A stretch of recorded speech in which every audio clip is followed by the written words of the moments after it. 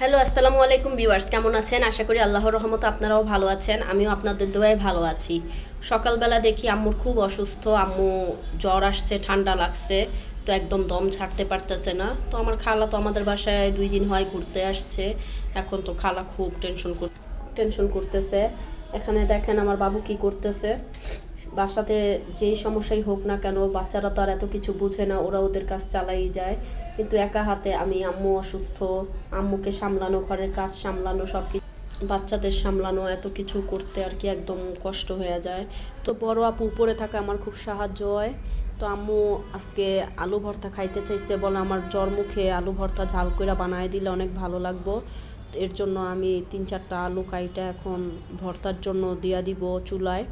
এর মধ্যে দেখেন ছোট ছেলেটা বড় ছেলেটাকে ধাক্কা মারছে, এর জন্য বড়টা আবার দেখেন পাকের ঘরে এসে কিভাবে আমার সাথে ঘানাঘানি করতেছে। ছোটটারে মারতে দৌড়াইতেছি, এখন দেখেন কিভাবে ওইটা চুপচাপ শুয়ে রয়েছে। এর মতো ভালো জগতে আর একজনও নাই। আবার সেই একটু পরেই আবার দুই ভাইয়ের খেলা শুরু, মানে এদের ঝগড়া করতেও সময় লাগে না, আবার খেলতেও সময় লাগে না, এই অবস্থা দুই ভাইয়ের। সারাক্ষণ আমার এদের পিছে দৌড়াইতে দৌড়াইতেই সময় চলে যায়। আম্মুকে পাউরুটি দিয়া, চা দিয়া নাস্তা দিলাম। তো আম্মু অনেক জ্বর ঠান্ডায় কিছুই মজা লাগতেছে না মুখে, তো বললাম ওষুধটা খায়া নাও, ওষুধটা খায়া নিলে তোমার একটু ভালো লাগবে। আম্মুর হার্টের আর কিডনির প্রবলেম আছে, এর জন্য দেখা যায় আম্মুর জ্বর ঠান্ডা আসলেও সহজে ওষুধটা খাইতে চায় না। তো আমি আম্মুরে বললাম যে আম্মু ওষুধ না খাইলে তোমার শরীর আরও খারাপ হয়ে পড়বো, তুমি তাড়াতাড়ি একটু কষ্ট করে ওষুধ খাও, ওষুধটা খাইলে ভালো লাগবো। তো আমার মুখ নাকি ওষুধ দেওয়া একদম আরও তিতা হয়ে গেছে, মুখে কিছুই ভালো লাগতেছে না। তো বললাম আজকে দুপুরে কী খাবা? বললো যে আলু ভর্তা করো। আমি আজকে আলু ঝাল করে ঝাল আলু ভর্তা নাকি জ্বর আসলে মুখে অনেক ভালো লাগে, তাই আম্মুর জন্য আলু চুলায় সিদ্ধ দিয়ে দিলাম কাইটা, আর পাতলা ডাল রান্না করে রাইখা দিছি অলরেডি। তো আলুটা ঢাইকা রাখছি।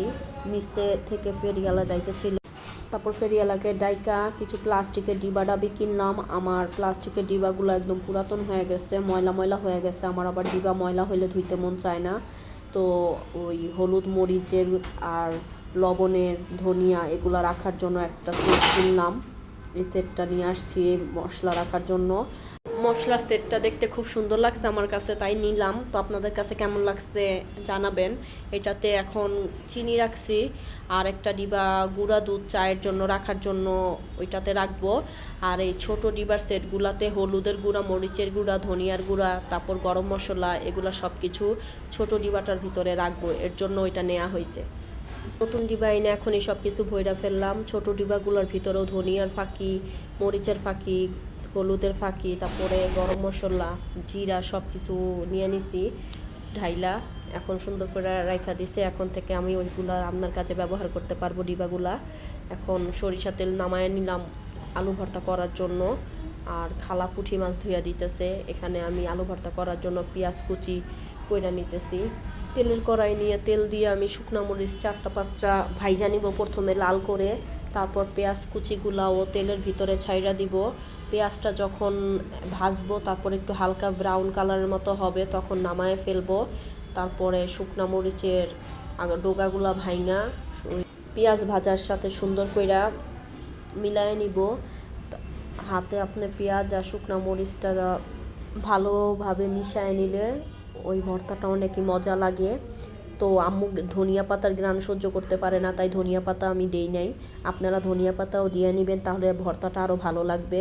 তো আলুটা মিলায়া সরিষা তেল দিয়ে দিব উপর দিয়া, সরিষা তেল দিয়ে আলু লবণ দিয়ে সুন্দর করে আমি ভালো মতো হাতে মলে ভর্তা রেডি করে ফেলবো। আমার ভর্তাটা অলরেডি হয়ে গেছে, দেখেন ভর্তাটা খুব সুন্দর লাগতেছে। এখন এখানে তেলের ভিতরে পুঁটি মাছ দিয়া সুন্দর মচমচা করে পুঁটি মাছগুলো আমি ভাইজা নিব। তারপর এখন আমরা একসাথে সবাই ভাত খাইতে বসছি। আম্মু আলু ভর্তা আর পাতলা ডাল দিয়ে অনেক মজা কইরা ভাত খাইতেছে। আপনারাও করে খাবেন ইনশাল্লাহ। আমার ভিডিওটি ভালো লাগলে আমার পাশে লাইক সাবস্ক্রাইব করে পাশে থাকবেন। আল্লাহ হাফেজ।